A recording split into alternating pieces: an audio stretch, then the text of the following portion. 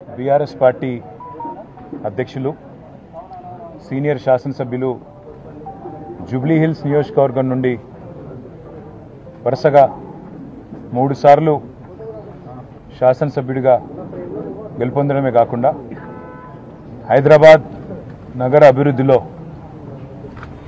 ఒక ప్రముఖ పాత్ర పోషించిన మృదు స్వభావి మా సోదరుడు శ్రీ మాగంటి గోపీనాథ్ గారు గత కొద్ది కాలంగా అస్వస్థతగా ఉన్న విషయం మీ అందరికీ కూడా తెలిసిందే.